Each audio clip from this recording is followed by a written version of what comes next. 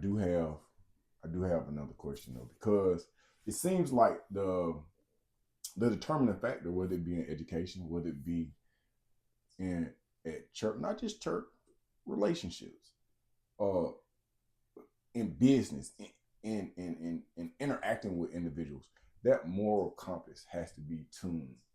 A lot of us are not acknowledging or even understand the moral compass. We haven't embraced integrity or doing the right thing when ain't nobody watching, when it ain't nobody to hit the like button, when ain't nobody to patch on the back, when ain't nobody watching and ain't nobody doing no, just do the right thing, do the right thing, do the right thing. It's just not happening. You still teaching me because now I have something. I ate it's soul food. I came in because I had some candy earlier today, but you came and gave me some greens and some beans and some water. You know what I mean? And now I can go talk to some other people, and I can and just keep going because that moral compass is in place. In reference to public education, because at some point in time you're teaching and you're doing your thing, but I hear you talk about private school. What made you move from public school to private school? Great question. My evolution was a couple of things. I was in public school for 15 years, high school and junior high. My best friend was teaching at Pace Academy. Okay. So we were on two different tracks necessarily. I was actually department chair when they came and asked me would I come. Now, I didn't go looking for them. They came looking for me. And I was caught between the public and private world. I didn't necessarily know the private world. I just knew the public world, right. The public education. But what they sold me on was, you can come here and teach us things that we do not know about, if you will, the African American experience. When I came to Pace Academy, there were 3 African American teachers. And my best friend was one of them, and he was in the PE department. They had nobody in academia, history, English, chemistry, science, nobody. So I saw it as an opportunity to go into, if you will, some uncharted waters. Not that they probably not had African American, but nobody at that time when I came. Stayed 6 years. I probably, if I had not had the chance to be a Fisher Fellow at the University of California and in New York, I probably would have stayed at Pace because I was building something. The opportunities were there. Now, I didn't have a lot of restrictions per se when I was at public school. I knew I couldn't cross the religion line and try to proselytize and things like that. But see, I got a chance to do some things because I was growing too. I had a chance to teach New Testament and Old Testament. I had a chance to teach world history in any kind of way I wanted to teach world history. I had the freedom to be able to call up our transportation department and say, hey, I need X, Y, and Z, and I need someone to drive, or I'll drive myself to take my students here, there, and everywhere. I got a chance to travel. And so there were opportunities that I did not have in public school.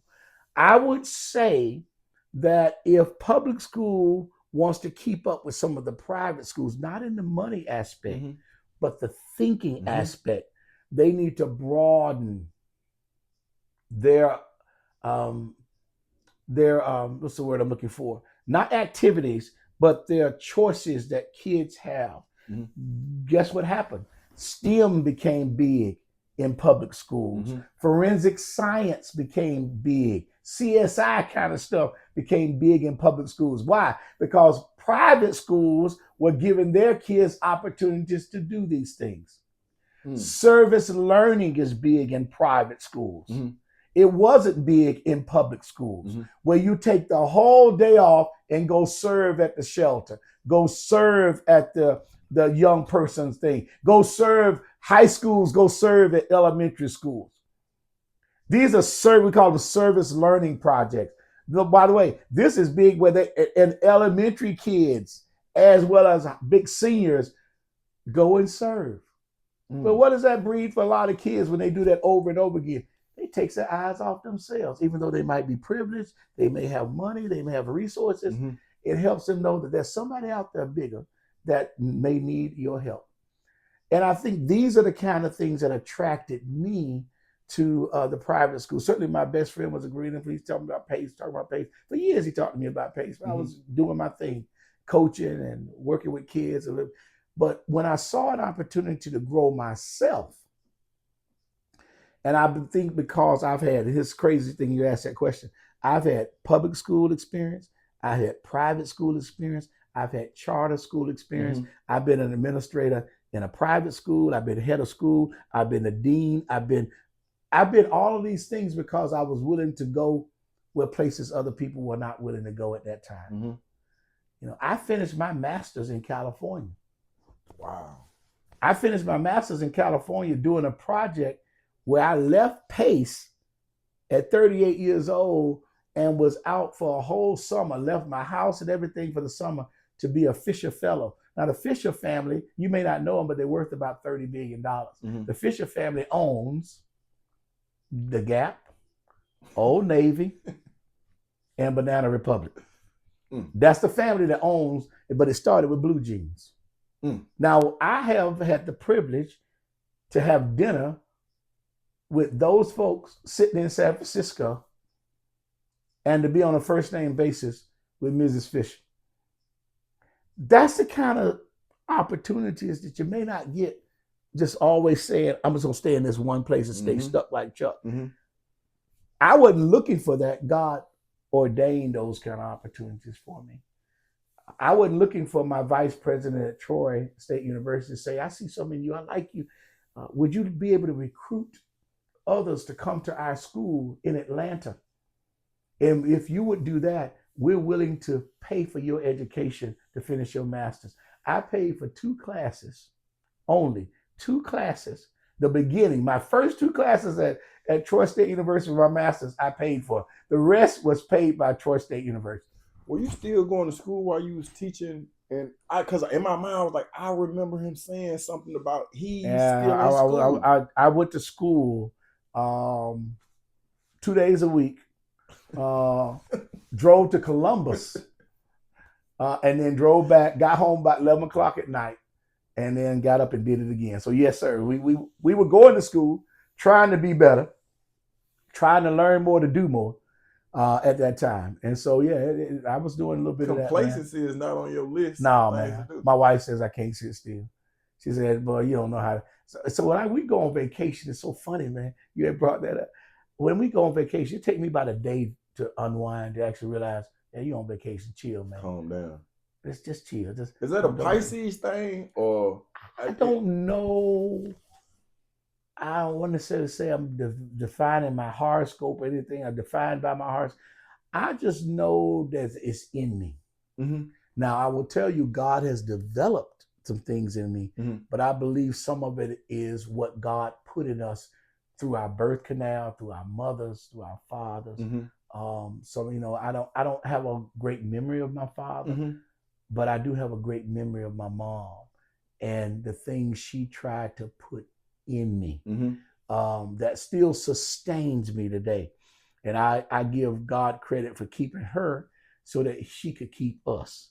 And so when I look back over certain things, and then, you know, I think also you have a personal responsibility, you know, because there are many, many sisters and brothers, despite their parents and in spite of their parents, they still have managed to have a semblance of success, a semblance of stability, a semblance of foundation. So it goes back to something you said.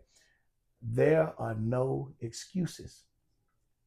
Kip's famous model is, from education, there are no excuses. Let's not make them. Let's not create them.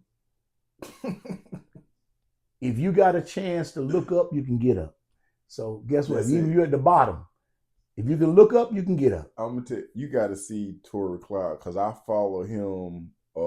Yesterday I spoke to his mom, because he's in charge of the My Brother's Keeper program. Okay. But at the school, he is Mr. Lockwood. He is the coach of the girls' flag football team, Okay. the soccer team, the swim team. He actually has my blood cousin on the swim team who came from troubled beginnings, but Okay. now is a senior and is the vice president of the Beautiful. My Brother's Keeper Beautiful. program. But when Torrey go through there, I see Mr. Lockwood on him all the time because he cool with some kids. He know who to be stern with. He's got relationships, but he moving. He moving with 100 black men of the county, and he's put me in that situation where I can network amongst people that I would not. And when you're taught, I gotta tip my hat off because that brother has been a blessing since 7th grade, man. That's awesome, since man. 7th That's grade. all. Well, we got to get together. You got to bring that synergy example, and man. I say, gotta yeah, do that, man. Just being an example of somebody get together who for lunch or has dinner or that. breakfast one Saturday. Yep. And